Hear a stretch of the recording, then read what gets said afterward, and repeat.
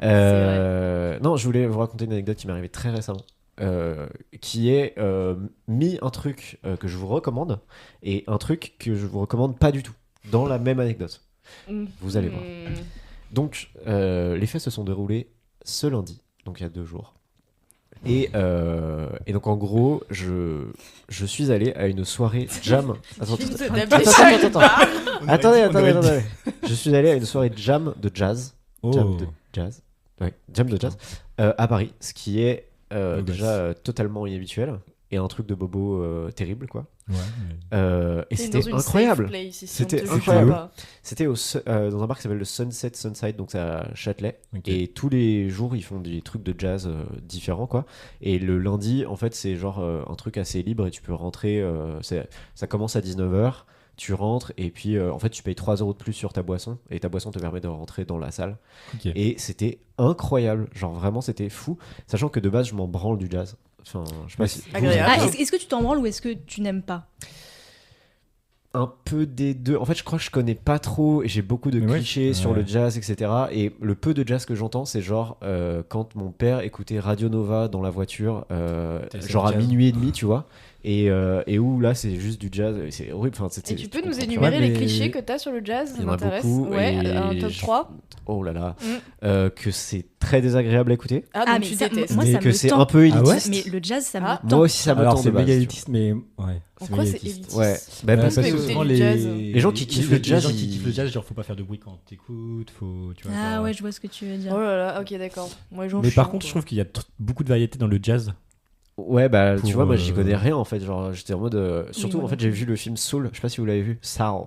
Non, je l'ai pas vu là. C'est un Pixar. C'est un Pixar, oui. Vous l'avez pas vu ? Non, mais ouais. C'est un grand homme noir fin. Exactement. Et bah voilà. Qui est doublé par Omar Sy, je crois d'ailleurs. Bref. Qui est également un grand homme noir fin. Voilà, exactement. Donc ça correspondait bien. Voilà, j'énumère des faits. Je suis des promptes. Et non, mais en vrai, j'avais trop kiffé ce film. Et donc c'est un film qui parle beaucoup de jazz, essentiellement de jazz. Et je me suis dit quand même ça doit avoir un intérêt quoi, le jazz. S'il y a beaucoup de gens qui écoutent ça et tout, c'est que ça doit être cool. Et donc avec ma petite amie, on est allé ma douce bien sûr, qui nous écoute bien sûr. De la ma meuf, ma gadji, gadjo. Disons les termes, s'il vous plaît. Non mais il y en a marre des petites pinces là. Ah ouais, sans défaite carrément. On enlève les pinces. On est en 2024, on enlève nos pinces. Mais ça se dit en fait mettre des pinces. C'est pas les pincettes. Des pincettes. Allez. Mais là on enlève le het. Allez, on enlève tout là franchement. Tu gardes ton t-shirt. Non, parce qu'en 2023 on a enlevé les pincettes. Là en 2024 on enlève les pinces. Ok. Et du coup 2025 on enlève nos mains. On enlève d'autres trucs quoi. On verra ce qu'on enlève, mais on pourra se mettre d'accord d'ici fin 2024 pour se mettre d'accord sur ça. Bref, du coup je suis allé à cette session de jam et c'était trop bien. Donc je vous recommande, c'était incroyable. Okay. Moi qui n'aime pas particulièrement ça, j'ai passé un moment de fou. Du coup c'était 3 joueuses. Il y avait une pianiste, une saxophoniste. Non, c'était 4. Une saxophoniste, une contrebassiste et une meuf qui fait de la batterie, une batteuse. Une marxiste. Elles ont un nom de groupe que j'ai oublié, qui s'appelle des Blinguettes, ou je sais plus ce que c'était. Ah, les Blinguettes. Non. Waouh. Je ne connais rien, elle connaît ce groupe. Non mais bref, c'était incroyable. Donc franchement ça coûte pas grand chose en fait. Pour 1 heure de concert, ça coûte rien du tout. C'est à Châtelet donc. Combien ? C'était je te dis 3 € par boisson. En plus de trouver 3 € de plus par boisson, donc c'est vraiment pas... En gros, tu payes ton coca à 8 €, tu vois. Et tu te poses et t'écoutes. C'est comme dans un... Ça ressemble beaucoup à une salle de stand-up en fait. Ça ressemble beaucoup à ça. Ouais. T'arrives, tu te poses, elle joue pendant 1 heure et après tu pars. Ouais, c'est un concert. Quoi. C'est un petit concert, exactement. Je connais le mais c'est une ambiance grave particulière. T'es beaucoup plus proche et il y a vraiment une vibe. Tu sais, le public il est vraiment engagé dans le truc. Enfin, tu sais, ça tape des mains, ça danse crie un peu. Ça danse pas, mais ça peut crier un peu. Il y a une petite ambiance. Il y a une ambiance. Ok. Non, ça crie pas, mais ça fait des wouh. Tu vois, ça fait des. Ah, ça me gêne. Ce genre Ah ouais, mais dans le moment, c'est grave cool, tu vois. Et même les joueuses, du coup, ça chante quasiment pas. À la fin, elle a chanté un petit peu, mais sinon, ça chante quasiment pas. Et même, tu vois, qu'entre elles je sais pas comment dire, il y a une alchimie où genre elles se lancent des regards, elles se tapent des barres aussi quand elles jouent. Des fois, elles crient parce qu'elles sont en mode c'est trop stylé ce qu'on fait, tu vois. Et bah, du coup, c'est des morceaux qui sont assez longs, qui durent, je sais pas, peut-être ça dure 7-8 minutes, 10 minutes, tu vois. Mais parce que ça. C'est long. Ouais, le principe, c'est une parce que forme le principe du jam, c'est aussi que c'est un peu de l'impro, quoi. Ouais, alors en fait, là, c'était jam en hommage à un saxophoniste. Du nom de Pharoah quelque chose, je sais plus. Théodore Valnier. C'est sûrement ça, c'est un nom très précis. Je vais me dire. Elle drop des noms. Donc voilà, je vous recommande ça. C'était une reco et genre c'était une soirée de fou. Mais est-ce que tu y allais en disant là je vais à une soirée jazz ou tu y allais et tu t'es dit oh il y a du jazz par ici? Non, en vrai, je me suis vraiment dit, je vais sortir de ma zone de confort. Au pire, je passe un moment pas ouf et on en rigolera et au mieux bah c'est cool. Et du coup, on a fait ça avec ma petite copine et c'était incroyable. Trop mignon. Voilà, grosse reco. Et on est obligé d'avoir une petite copine pour rentrer ou genre et ben en vrai, bête d'idée de. Alors il y avait des gens qui étaient seuls. Il y avait des gens de nos âges qui allaient seuls et j'étais en mode mais quel move de fou d'aller seul comme ça. Ils devaient y aller à deux et ils se sont fait planter comme des grosses merdes. Aussi, tu vois, c'est possible aussi. Et j'arrive pas à savoir si c'est une bonne idée de date ou pas, tu vois, ce genre de truc. Non, parce qu'à mon avis ça passe sous sa casse, tu vois. Visiblement pour Sexy. Non mais c'était un excellent moment avec ma copine, c'était excellent. Oui, mais est-ce que vous parliez? Oui, tu parles pas. Tu parles pas. Mais donc c'est 7 minutes. Oui, mais le ciné aussi, tu parles pas et c'est 1h30, tu vois. Ouais, mais est-ce que tu fais la même chose que le ciné, tu vois? Oh là, qu'est-ce que tu fais au ciné? Je sais pas, il y a des choses légales. Ouais, tu peux non, pas, mais je veux dire, tu te rapproches, tu te tiens la main. Ouais, je pense. Est-ce que dans un concert de jazz, c'est vraiment le lieu approprié? Tu peux te tenir la main, tu peux avoir te rouler une grosse galoche? Non, peut-être pas. Mais c'est pas aussi dans le noir que dans le ciné, quoi. Ouais, non. Bah, c'est comme dans une story stand-up, sauf que là, au moins, t'es sûr qu'ils vont pas te parler. Donc, c'est pas mal. Intéressant. Donc, voilà. Donc, ça, c'était une première reco. Et ce que je ne vous recommande pas du tout, c'est ce qui est arrivé après. Donc, on sort de cette soirée jazz. Le suspense est insoutenable. Ouais. Et donc, on récupère le métro sur les quais de Seine, quoi. La nuit magnifique, il y a la tour Eiffel sublime, tu sais, qui brille, qui shine, machin, très très beau. Ratatouille qui défile dans les rues de Paris. Ratatouille, plein de ratatouille. Un accordéoniste, un mime. Le jazz qui continue dans nos oreilles. Classique. Oh là là. Non mais vraiment, on repart super bien, tu vois. Et on est à Châtelet et on monte les escaliers pour récupérer la 1. Et là, ma copine me fait j'ai plus mon téléphone. Je me suis volé mon téléphone. Ah la tuilasse. Et donc je me retourne et donc je trace et en fait donc ma copine s'est fait voler son téléphone là dans le métro, volé. Ah putain. Et en fait il y avait pas tant de monde que ça, il y avait vraiment juste un gars qui a descendu les escaliers et nous qui l'avons croisé et en fait elle a genre mis son tel dans sa poche de manteau une demi-seconde pour récupérer un truc dans son sac et bah il en a fallu que très peu, donc tu peux essayer de deviner la suite. Bah ouais, vas-y. Ouais, donc là je pense que ni une ni deux, tu te retournes, tu dis allez, attends là ma douce. Tu descends les escaliers très rapidement, presque 4x4, ce qui est très audacieux de ta part. Tu retrouves cet escalier en colimaçon du début, et là, vlam, tu plaques au sol. Je me vautre. Non. Avant de le et voilà, je me suis pété le bras, voilà, super, bravo à tous. Bon, bah, ça me va aussi, mais ça commençait bien, mais c'était pas ce qui s'est passé. Non, du coup, l'as confronté? Ouais. Tu rends le téléphone. Ah ouais. Maintenant. Non, c'est ce qui s'est passé. Arrête. Non, je vous jure, c'est vrai. Ta gueule. Non. Putain, mais quel attends. Non, mais en vrai, je vais. Calmos. En vrai, du coup, en fait, vu qu'il y avait qu'une seule personne qui descendait les escaliers, ça pouvait être que cette personne-là, tu vois.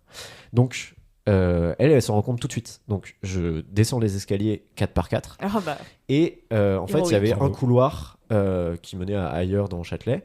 Et il y avait que ce gars-là dans ce couloir-là. Et en fait, en gros, tu sais, c'est des escaliers qui montent de deux côtés, à droite et à gauche. Donc moi j'en descends un et en face il y a aussi une autre possibilité pour bref, je chope le gars, je lui dis mec rends le téléphone, c'est pas gentil, en gros, je commence à le confronter en mode mec casse pas les couilles, rends le téléphone machin et en fait le gars a été à la fois en fait il nous a paru très honnête, enfin c'était très bizarre, en gros le gars il a nié tout de suite, mec j'ai pas ton téléphone, je sais pas de quoi tu me parles machin, il arrêtait pas de nier en boucle et tout, il me fait mais fouille-moi, donc je le fouille tu vois. Ouais. Ah oui. Wow. Bah ouais, non, mais parce que j'allais pas. Plus audacieux. Non, mais j'allais pas. Attends, je me suis pas battu. Hein, donc, mais c'est donc déjà je le tu l'as fouillé, okay. Ouais, non, mais c'est bizarre de fouiller un gars que tu connais pas et tout. Ouais. Mais bah ouais, mais en fait, je voulais retrouver le téléphone. En fait. Et alors Et Léa, à ce moment-là, enfin, du coup, ma copine, à ce moment-là, elle est genre. Tétanisée. Elle était sous le choc, tu vois, normal. Et c'est pour moi, c'est ça qui m'a fait penser que le gars était honnête. C'est que enfin, peut-être que c'est ce qui s'est passé, mais je vois pas dans quel monde, genre, il y a une personne, enfin là Léa elle était vraiment très très mal, tu vois, et qui dit mais rendez-le-moi par pitié, je vous en supplie, etc. Tu vois. Non mais normal, tu vois. Et moi qui étais en train de lui mettre un peu la pression en mode mec fais pas chier, rends et tout, tu vois, je sais pas dans quel monde tu vois le gars. Et donc en vrai, je l'ai fouillé et j'ai rien trouvé. Dans le monde des bisounours, je pense vraiment qu'il y a des gens méchants. Peut-être. Et du coup, en vrai, je l'ai fouillé et enfin, tu vois, ça dure 1 minute, 2 minutes, 3 minutes et tu sais, moi je regardais, je fais franchement, c'est pas lui. Enfin, genre, franchement, là, je peux pas faire plus en fait. Donc le gars se barre en marchant, machin. Et d'ailleurs, il y a une meuf qui s'est arrêtée, qui nous a vu, on était dans le mal et tout, qui s'est arrêtée, qui nous a dit ça va, machin, enfin, meuf trop gentille. Enfin, en fait, ça, c'est genre en cœur sur ces gens. Je sais même pas, on n'a pas su son prénom, etc. Juste, elle était venue pour nous, tu vois, nous donner nous rassurer ou ouais, c'était en mode est-ce que vous voulez qu'on regarde dans votre sac avec un œil nouveau, enfin tu vois, parce que c'est vrai que dans ces moments-là et en fait là elle aurait pu piquer le porte-monnaie. Non mais meuf vraiment bien et tout, mais bon piquer le porte-monnaie. Non mais ouais, du coup ça s'est pas passé comme ça, donc voilà, je ne recommande pas le vol de portable, voilà, je recommande pas. Mais attends, la fin c'est que tu ne l'as pas retrouvé. Non, la fin c'est que du coup après il y a des keufs qui sont arrivés. Oh putain. En fait ouais, trop bizarre. Je pense que c'est cette meuf là. En fait c'était les keufs qui. En vrai, du coup ça s'est enchaîné très vite, mais en gros le mec part, cette meuf arrive. Elle reste 1 minute, elle part, et vraiment dans la minute qui arrive, il y a 3 flics qui arrivent vers nous. Sur les flics de la RATP Ouais, flics de la RATP. Mais il y avait marqué police, donc je sais pas si c'est les flics de la RATP. Littéralement sur leur fond, ils ont un bonnet, mec. Et bref, en gros, ils sont restés avec nous un petit peu. Ils ont essayé de savoir ce qu'ils pouvaient faire, mais en fait, il n'y avait pas de caméra à cet endroit-là. En vrai, il n'y avait rien à faire, tu vois. Et vous avez pas essayé de faire sonner son téléphone depuis le tien? Alors, sur le moment, non. C'est peut-être ça qu'on aurait dû faire. Moi, je suis une personne angoissée qui a pensé 50 fois. Bah ouais, tu te connectes sur le compte Apple sur alors, oui, non, ça, on y a pensé tout de suite. Tu l'appelles, quoi. Elle était en silencieux. Beaucoup plus intéressant. En gros, ce qui s'est passé, c'est que du coup, moi, je pense pas à ça à ce moment-là. Je me dis, je vais récupérer le téléphone. Je pense juste, je vais lui casser la gueule. Et je pense pas à me dire, je vais prendre mon tel et je vais appeler le tel pour être sûr que ce soit sur lui, tu vois. Parce qu'en vrai, je me suis dit, ça se trouve, il est en silencieux. Enfin bref, j'ai pas pensé sur le moment. Et du coup, dès que les keufs sont arrivés, en fait, on a mis le téléphone avec mon téléphone, on l'a mis en mode perdu, tu vois. Et du coup, la personne peut rien faire avec. Oui. Mais mon daron, il m'a dit, il était pas localisable. Enfin, genre.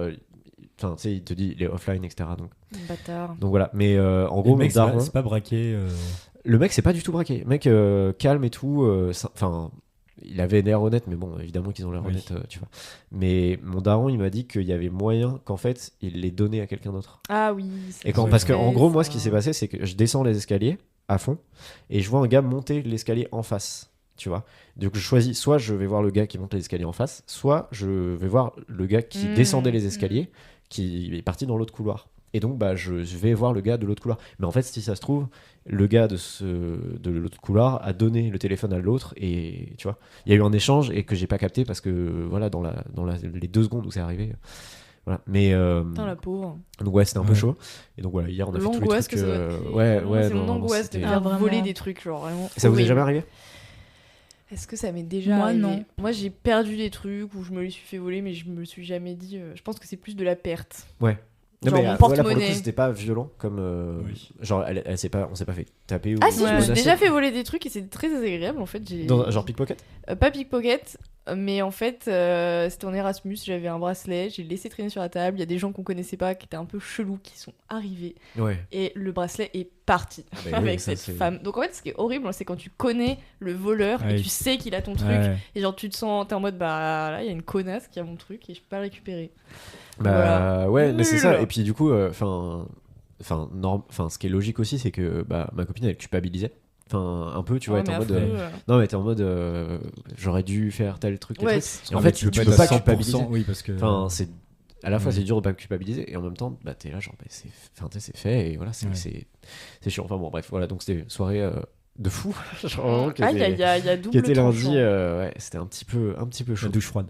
Pif paf des émotions. C'est trop chiant, t'as passé une bonne soirée et là. Ouais, en fait c'est ça qui était trop bizarre, c'est qu'on a vraiment passé une soirée mais magnifique, genre c'était trop cool quoi, c'était vraiment trop cool. Et là on rentrait chez nous et voilà, et ça a été un petit peu différent, mais voilà donc là en vrai ça devrait aller, c'est pour les données, les photos, les machins, les trucs comme ça devrait aller, mais un petit peu chiant. Et t'as hésité aucun instant à l'idée d'aller voir le gars? En fait, c'était. C'est l'amour de ma vie, Marc. Je fonce en fait. Je peux pas dire. En fait, c'est le genre de truc où je pense que à froid, t'hésites. Ouais, mais sur le moment, t'hésites pas en fait. Clair. En gros, sur le moment, elle m'a dit Enfin, je me suis volontairement. J'ai fait ok, et tu vois, tu réfléchis pas en fait. J'arrive. Parce que mais c'est vrai que pour les autres, je pense que tu vois, je l'aurais fait aussi, mais ça aurait été moi. Pour moi, j'y serais jamais allé. Pour moi, j'y serais peut-être pas allé. Je sais pas, j'y serais allé. Je pense. Moi, je m'en fous. Mais moi, j'aurais été choquée, genre. Tu vois. Ouais, mais c'est sûr. Non, mais c'est sûr que si ça moi ça allait parce que c'est pas mon téléphone en fait, tu vois. Genre ça me fait chier évidemment, mais je veux dire, je suis pas dans l'état de panique et de j'ai perdu quelque chose et de tétanie, exactement. Là, j'ai les idées à peu près claires. Je peux parler aux gars, je peux parler aux keufs, je peux parler machin. Là, c'était beaucoup plus compliqué pour ma copine, quoi. Donc bref, voilà. Un moment tout à fait désagréable. Mais c'est peut-être aussi le moment de se déconnecter de toutes ces merdes, de sursourcer. Ouais, de sursourcer, ouais. Ah bah non, on l'appelle pas, parce que en fait, elle n'a plus de téléphone. Allez, let's go. C'est affreux. Non, mais en vrai, elle va récupérer un tel rapidement, mais bon, bref.